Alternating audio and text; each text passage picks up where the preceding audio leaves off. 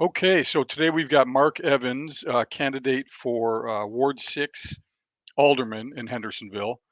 This is the third interview. I interviewed Mark Sassy and Jeff Sassy and Mark Bergdorf.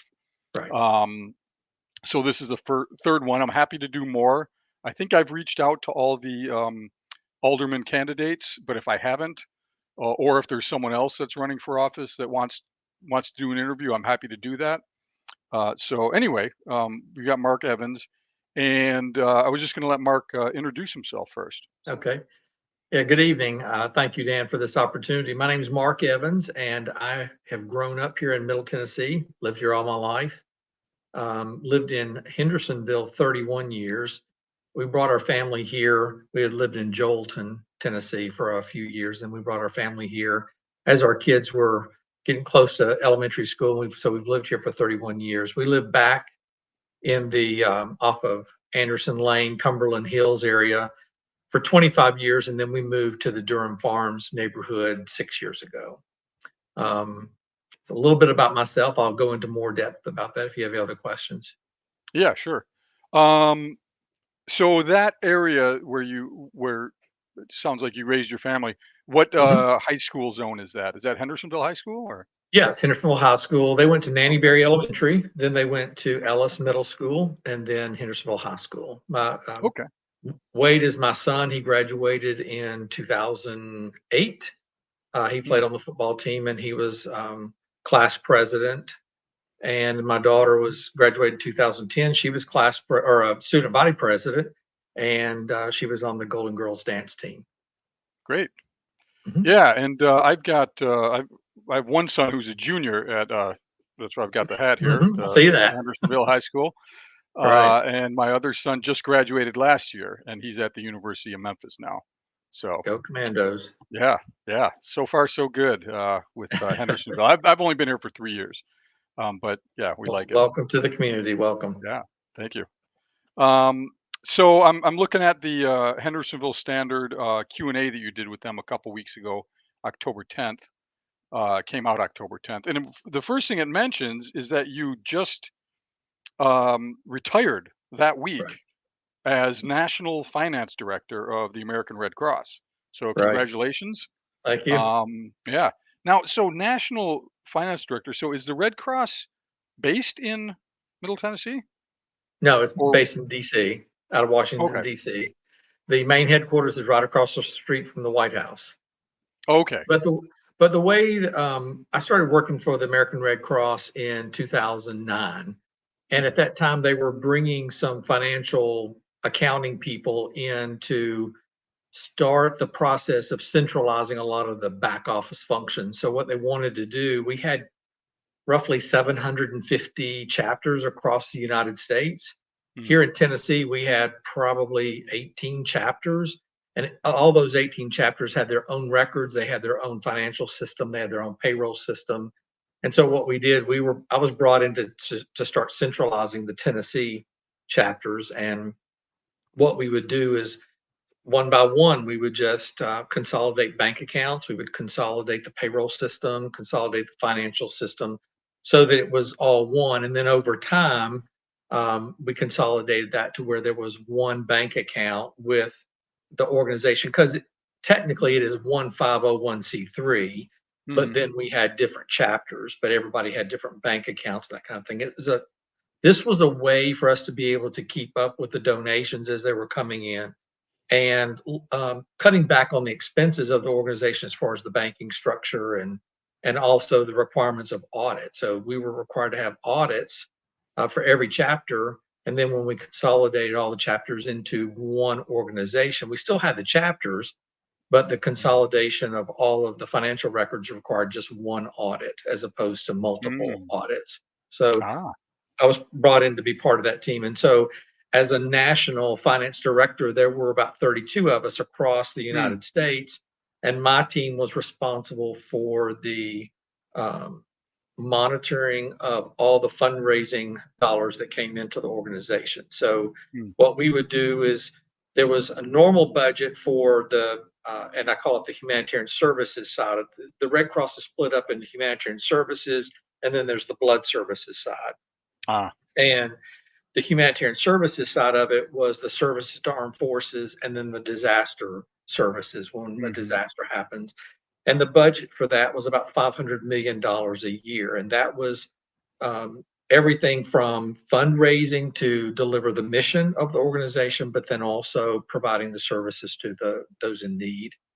And Hmm. in addition to that, that was just a normal budget. And then in any given year, whenever disasters happen, we might add another 100 to $250 million on the budget on top of that because we don't budget for those disasters until they happen. So Hmm. my team was responsible for coming up with the budgets for, say, Hawaii wildfires when that happened. We were coming up with, well, what is it going to cost to deliver the services for that disaster in Hawaii? So we did that every year. That's what my team would Hmm. do, and then we would monitor the revenue as it comes in. My team was also supportive of all the fundraising efforts for the organization so that we could go to a Walmart or a Home Depot or whoever to ask for funding to cover some kind of expense for the organization. We had a systematic way of providing that financial information to them. So it was all consistent and there was continuity in the way we were providing the financial Hmm. information. Okay, nice. Yep. And so you retired right. It seems like right before it must have been the Helene Helene, the disaster. day before. Wow, I'd the day already, before. yeah, Wow. I had I'd been thinking about, I'd put in motion a plan to retire, and I worked with our team for about a year and a half to train my team for my replacement. And then I was around as a consultant for a number of months. So just making sure that they had everything that they need, they knew what to do. But then around January of this year, they asked me to pull over and help with finishing up the Hawaii wildfire because we had been, that happened last August, Oh. and we were working with FEMA and other organizations, and through contractual agreements, we were trying to get reimbursed for money that we had outlaid to help with the people there in Hawaii. And so I was brought on to kind of help monitor and see how we're doing as far as getting reimbursed for that. And it was a lot of money, but so I told him it originally. I said, okay, well, June is my last day, and then it kind of got extended to July, and then it got extended to September. And I said, okay, I can't do anything beyond September because I need to. I'm running for office, and I need to go out and campaign. So, Mm. I September 27th was my last day, and Helene hit on September 28th. Wow. Yeah. Yeah. That's so. Yeah. If That. I had The, if I had stayed on working, I would have been in midnight meetings and all day meetings, probably working 16, 17-hour days. yeah. Yeah. Yeah. I was gonna say your whole experience there. I would love to interview you just about that. Maybe sometime after this Oh, election is there's some over. stories I could tell you about some of being deployed on some things. Yeah, there's some Yeah. stories. Yeah. Interesting. Yeah. So, a little closer to home, Ward 6. What so first of all, where is Ward 6? And Okay. what are the things that makes it, unique? Well, I'm sitting here thinking about, I probably should have said this from the very beginning, Dan. I didn't mention my wife. My wife and I, we've been married for 41 years. We were middle school sweethearts. So I wanted to get that out there and let folks know that Debbie and I have been together. We've been married 41 years. We have the two Oh, kids and then two grandkids. nice. Um, Ward 6, it's kind of the way I explain to people is it stretches from Gallatin Road. So it's in between old Shackle Island and new Shackle Island. And it's Mm. everything in between those two roads from Gallatin Road north. Okay. And then it's all along Wessington Place and that area over by Witten Elementary. And then it's across the bypass and anything along Stop 30 and then back to Durham Farms, Drake's Point, Autumn Creek. So Okay. it's uh, it's not it's not far in distance, but it seems like it's a big difference. There's a vast differences in of needs in our ward, and it covers what I would call some of the historical part of Hendersonville, and to the new part where we live in Durham Farms. That's they're still building in Durham Farms. Ah, okay. And it looks like you just froze up a little bit there. Or Yeah, okay, did I too? Yeah, you did. I'm good. I Okay. can see. Yeah. Yeah, okay, yeah, it unfroze, so that's good. Okay. Um, so does Ward 6 have any, like, you know, distinctive needs that or are there issues unique to Ward 6, or is it more that your concerns are more citywide? That's a good question. I think it's similar to the other wards, but it is unique in the fact that there is still some new building going on in Ward 6. Mhm, I think just much like the other areas, roads are probably the biggest concern, and it is here in Ward 6 as well. mhm, Um, so I think that's probably the biggest thing. As far as some unique things about Ward 6, and I think you probably were going to bring this up, but there are some things that are needed in Ward 6 that are because of the rapid growth that's happened in Ward 6. mhm, So, Durham Farms has roughly 1,000 homes, new mhm, homes in there over the last, 5 to 6 years, mhm, and the roads have not been upgraded to what they need to be to handle that kind of traffic. mhm, And likewise, there are other neighborhoods, some of them are in the city and some of them are in the county, but they're all around this area and they feed into Drakes Creek Road. And along that road there, Drakes Creek, from the bypass all the way into Durham Farms, there's about 9,000 cars that pass through there every day. mhm. And so um, and it's a 2-lane road. Mm, okay. The other thing with that is there are 5 roads that kind of connect, kind of dogleg one another, Mhm, and that's where we're concerned and we need a roundabout there. mm, So that's probably unique to Ward 6 and unique to this area up here, but they're like the other areas in our city, roads are a concern.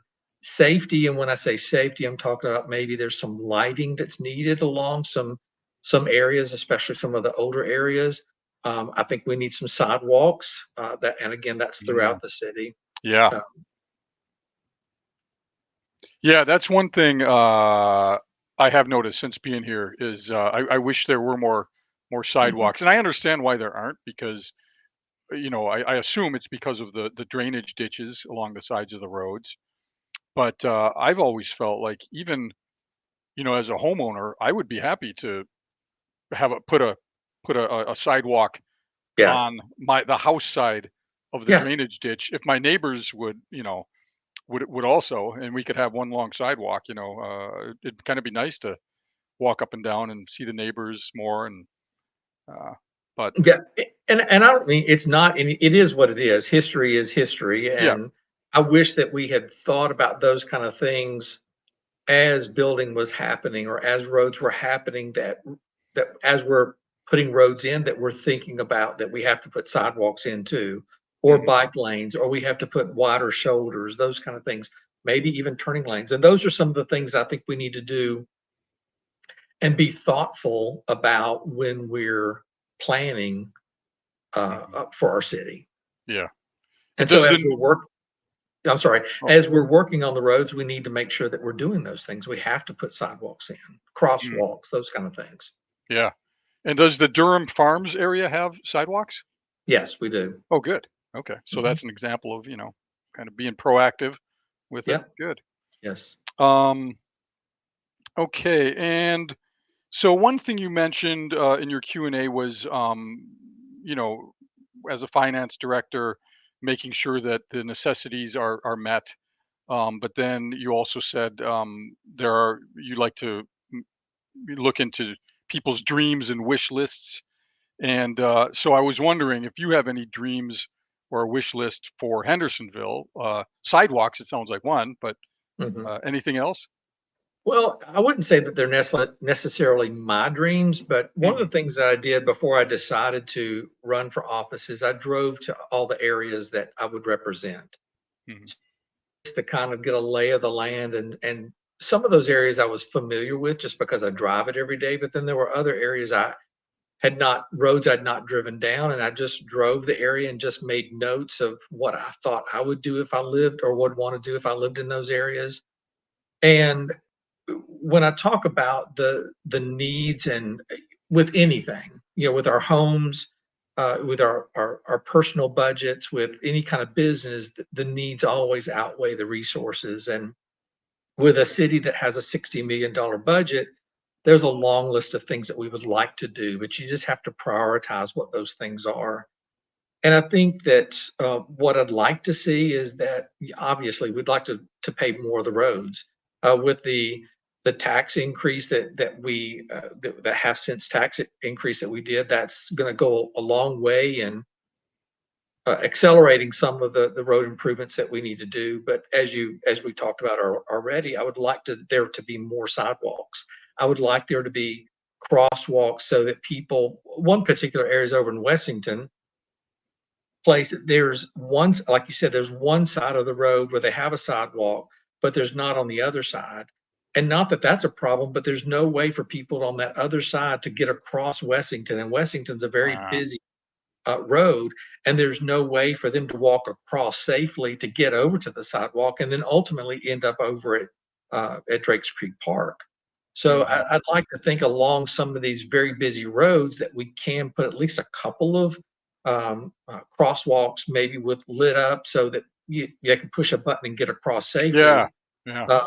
It's those kind of things that we could do, and I think they'd be a small thing, and it would add to the to the living, to the community there, and it would be helpful to them.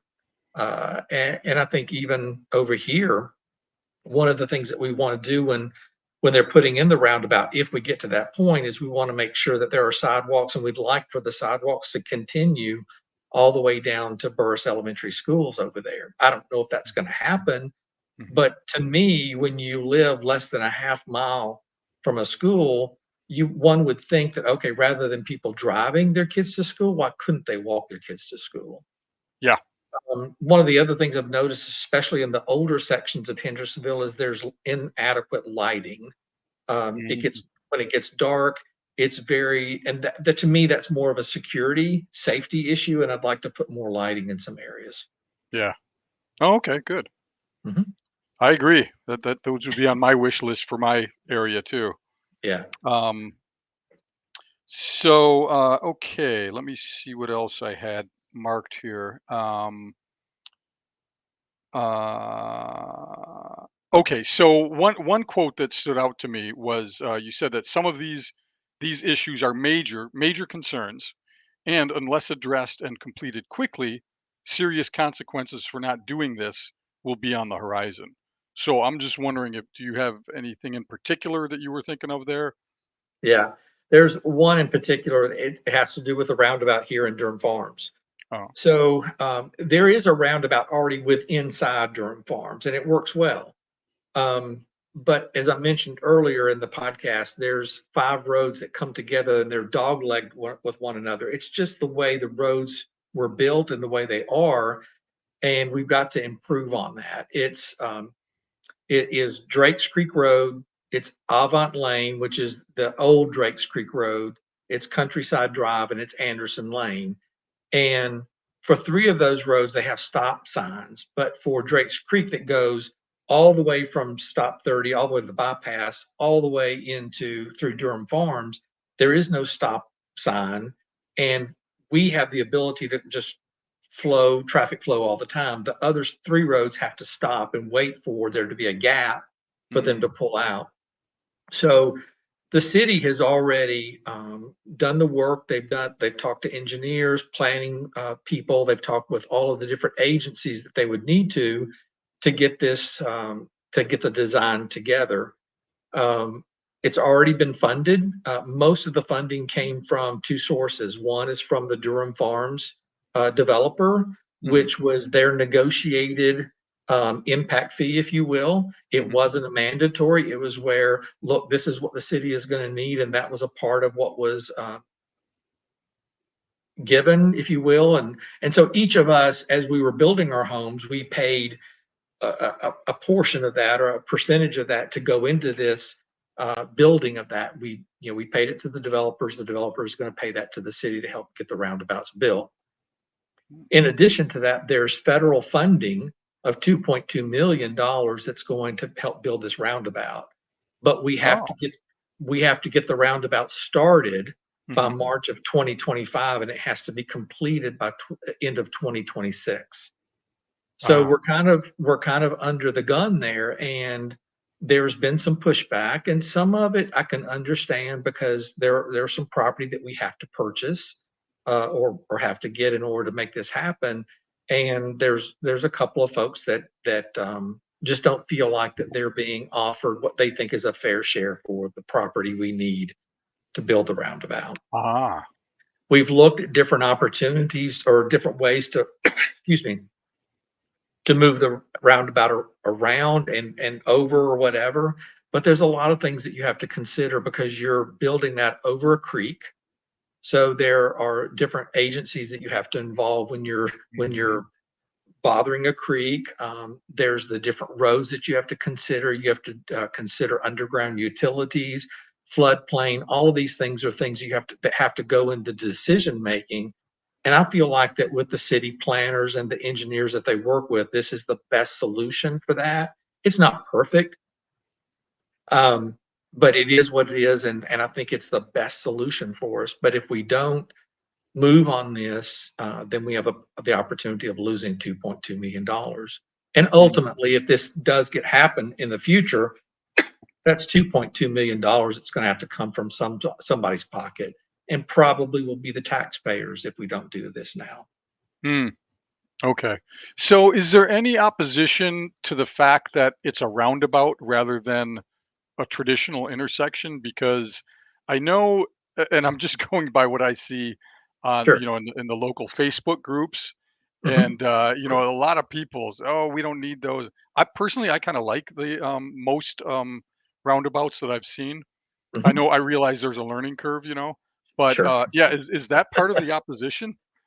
I Learning don't curve, think so. literally. Yeah. Yeah, I know, right? No, I don't think so. We've talked to a lot of people, and a lot of people want the roundabout. Again, we've all seen it work in a lot of different areas. I grew up in Franklin, Tennessee, and probably one of the most famous roundabouts is right there in Franklin Square. And Mm. it's been there for a long time, and it's worked for years. And I have a lot of colleagues that have moved here from Indianapolis, from Minnesota, the Milwaukee area, and all of those areas have a lot of roundabouts and they work fine. So I don't think that's the issue. Yes, probably some people need to be accustomed to how you properly, use a roundabout. I don't think it's that. And I think for the most part, people trust that the people who are the experts in this know that that's probably the best solution. We can't continue to have the growth that we're having and having 9,000 cars plus go through there every day and think that it can maintain itself. Because right now, what you have again is you have all the cars coming from Durham Farms or north on Drake's Creek into Durham Farms. They don't have to stop. It's the other three roads that do have to stop. The other thing with that is that there are trucks that are and buses that are using these roads, and they're having to make turns onto narrow roads, and they have to swing out Mhm. to the left to try and get into the lane that they need to. And so what Yeah. they're doing is they're pulling into ongoing traffic. And Yeah. uh, yeah, I hear from constituents, people that I've gotten to know over the last couple of months too, that say that they have teenagers that are learning to drive and they won't let them drive in on these streets around here because it's too dangerous. Mhm. And I'm afraid that something is going to happen drastically. It's going to be a tragic accident there before we finally decide that we do need to do something. So Ah, yeah. I'm hopeful that we will get this done. But right now it's being held up in a couple of areas. Mhm. Okay, wow, interesting. And so you mentioned, during that explanation that, the Durham Farms, builder, contributed some money towards certain things, Hmm. and, that was, you mentioned that in your Q&A. The question was about impact fees, mandatory impact fees, and you said you don't support mandatory income tax or mandatory impact Impact fees, fees. Right. but you think there are other ways to get money, and which you kind of just described, but could you expand on that a little bit more? Sure. Oh, yeah. I think um, I think what I've learned over the past few months about impact fees and what I know is that they don't have to be mandatory. I think that we as leaders of our city could do a good job, a better job of negotiating. I think that's what we need. We're a business. And I think you negotiate with these developers, with these builders about, okay, well, what do we need in that particular area? So something that's maybe needed in the Durham Farms, Autumn Creek area might be different from what it might be needed in the Wessington Place area. So if there's any building going on over there, maybe they need improved sidewalks, or they need sidewalks, or they need the crossing walk versus what we might need in the Durham Farms Autumn Creek area where we need this roundabout done, or there's an area for parks. We want a green space for parks. So more of what the Durham Farms developer did is not only providing funds for this roundabout, but they also provided land for the rugby fields that are now a part of the City of Hendersonville Parks Department. Mhm. So on one side of Durham Farms, there are two large rugby fields, and right now they're playing flag football over there most Mm, weekends. And so it's a part of the City of Hendersonville Parks Department. And they've even got restroom facilities. They've got lights over there. So there'll be more that they're doing, but um, the Durham Farms developer provided that and provided a lot more land for green space and for parks for the city. And that's the kind of thing I think we can do in negotiating with these developers, these builders, that maybe there's something different. We don't have to have mandatory. The other mhm, thing I've learned about mandatory impact fees is there are ways that you have to be careful about how there's certain ways, there's stipulations on how you can spend those impact fees, or how what you can use those for. So I think mhm, that if we need to be careful about calling it that, because I think you can enter into negotiations with the builders and get things that would be more beneficial and advantageous for the city if we just did a better job of negotiating. mm. Okay, so it sounds like maybe you feel that there's more flexibility. Yep. Maybe you could be more specific about in one place. Maybe you could negotiate for something on a larger scale that is needed in that area, and then in maybe in other cases, maybe it's not as necessary. I'm guessing, is Right. that what you're Right. kind of? That's Yeah. that's kind of what I'm getting at. And I don't know all the ins and outs of all that, but that's just my feeling is that um I think when you impose a mandatory of anything that people's they tend to kind of run the other way, or might shy away from doing something if you're going to be told and being it's a mandatory that you have to do this. So why Mhm, not enter into a negotiation with them and try to get the best thing for both sides? mhm. Okay, yeah, good. Um, okay, and then one thing, I had it over on the other side of my table, so I forgot to mention it to you. But I got something in the mail a couple days ago. Sumner County Republican Freedom Caucus, and Okay. uh, and you're on there along with several others. Okay. So I was just wondering, what could you tell me a little bit about that organization? I don't know anything about it, so you know. I've not had a whole lot. I mean, I know who they are. I know a lot of the people that are on there. It's a political action committee, from what I understand. They're a political action committee that are um, putting forth candidates that they support, that know that they will has the city of Hendersonville and its residents. We They want candidates who have the best interest in mind for the city of Hendersonville and its residents. And Mhm. it's their opinion. These are people that they feel like that they can stand behind and support, and I'm proud and glad to have their support. Hmm. Okay, sounds good. Um, So, is there anything else you wanted to discuss? Well, I feel like I need to say this also. I talked a lot about the roundabout over here at Durham Farms, Mhm, but there's one other thing that I think is, I mean, excuse me, there's a lot of important things, but the roundabout, and then there's also an intersection that's on New Shackle Island and Old Drakes Creek. It's by the pumping station. It's a White House Mm. Utility District pumping station. And if you've ever driven on New Shackle Island between Stop 30, the Glenbrook area, all the way over to Long Hollow, Mhm. it's a section there where we try to use that as an outlet to get onto New Shackle Island and over to Long Hollow. We've long asked for a red light there. There's a Mhm. lot of accidents there. There are probably at least one accident a week on that section Wow. of New Shackle Island, and I know personally of one person that who died 2 years ago in at that Wow. at that area. So we've long asked for that, and there's been studies, there's been traffic studies, but it's a state road. It uh, it's part of a county road. It comes into a county road, so there's a lot of agencies that have to um, provide input, provides funding for it, for all that to happen. Because not only is it just putting up a light there, there's going to have to be some widening of Old Drakes Creek, a turning lane. Mhm. It's going to have to be lifted up because what happens is when you drive from Durham Farms or Drake's Point, you're driving. It's down and then you're up almost like a ramp onto New Shackle Island Road. So it's got to be built up so you can have a better sight of what's going on New Shackle Island, and it needs to be widened. But then I think also it needs to be widened or a turning lane there on New Shackle Island too, and it's on a turn. But that's one area that we really need to really push, and it's been talked about. It feels like that it's being pushed down the road.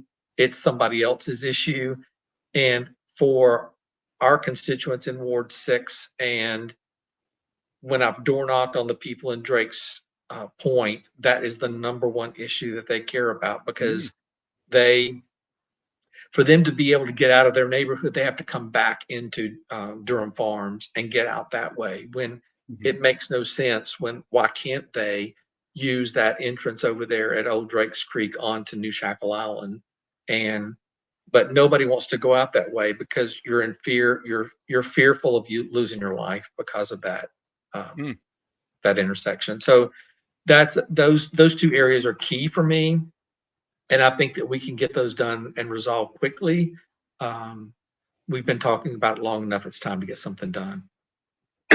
Yeah. And that's in Ward 6, It is, that yes. intersection? Yeah. Okay. Mhm, Okay. mhm. Yeah, interesting. Um, okay. So, last question is what I asked the other two guys.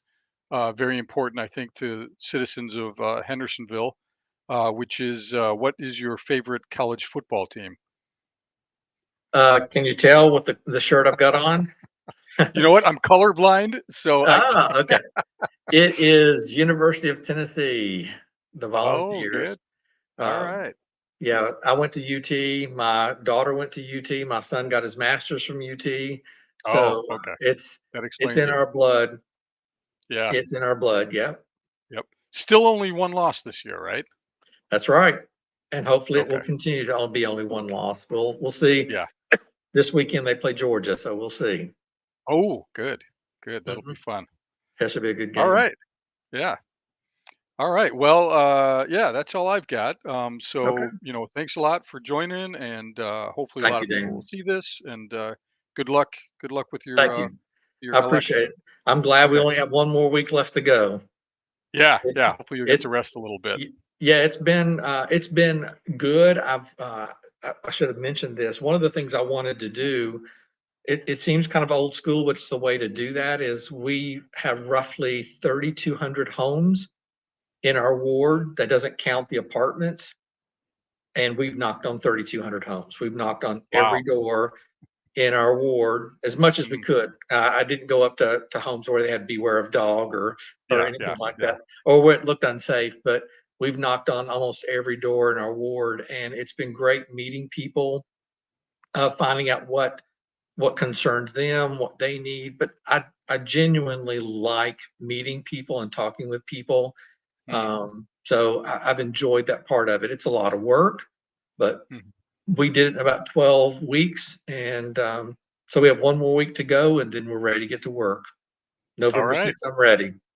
When is the when do the winners take the position? I asked that question. I think it's going to be probably the first meeting in December Oh, because okay. I So think, it's soon. Yeah. yeah, I thought maybe it would wait till January, but I Mhm. think the way the calendar is falling this year is that, be the election, then it's that next week, and they have to wait until they certify the election results. Yeah. And then I think the next time they would meet would be Thanksgiving week. So I think Okay. it probably would be that next time they meet every 2 weeks Okay. or twice a month. So Okay. so it'd probably be that first meeting in December, I think. So Yeah. I'm And hopeful one I'll be more there. Yeah. one little announcement. I think Thursday, October this Halloween is the last day for early voting, right? Right, right. And Okay. I'll tell you what, Dan, the it's overwhelming. People have been out. We've been out there most days, or I've had someone from my team being out there. And that first week, there were people waiting 2.5, 3 hours to vote. Wow. And Yikes. yeah, but it's gotten better. They Okay. brought in some more, not machines to vote, but they brought in some more registration where people can come Oh. in and they all that stuff. So it's going a lot quicker. Most of the time, the wait's about an hour or less. Mm. Um, but I keep up with how many people voted, how many registered voters there are, and I think that we're probably close to 35, 36% of the registered voters have already registered or already voted Ah. through Saturday. So if you kind of keep that up, we're probably going to be 50% or more people already voted by the time the election gets here on November 5th. Oh, good. So then hopefully Yeah. election day itself won't be as crowded, but Not as crowded, but that means we're probably going to have some phenomenal numbers by the time it's all said and done. Who knows? Maybe 70, yeah. 75% of the registered voters will have voted. And I think that's great for our city and Yeah. great for our country that people get out and vote because they need to. Yeah, Yeah. it's Yeah, it's it's our great. right. We should exercise that right. Take advantage of it. Yeah. Yes, So sir. is it there's just the one location for early voting, right? Early Uh, voting in Sumner County has two places. It's either at the Hendersonville Church of Christ there in Hendersonville, but there's mhm. also one in Gallatin on the Hartsville Pike Oh, Church of Christ. But okay. then also they opened up satellite. I think there's a satellite place or there was in Westmoreland, one in Portland, one in White House. So there's other places Oh, that okay. people could go, and it's advertised. But primarily through the early voting part of it, it's been those two locations, one in Gallatin, one in Hendersonville. But then obviously election day, all the precincts will be open Yeah. and be spread out a little bit more. Yeah. And have you heard anything about what's the best time to go for early voting? Like, you said That's a there's a great long question. wait. Get there That's a early, great question. I guess? No, no, don't No. go early. Oh, okay. No, the thing that I'm going to say this, and people are going to see it, and they're all going to show up at this time, and then they'll say, I "Ah, should Mark said." I should have waited until after to ask you that question.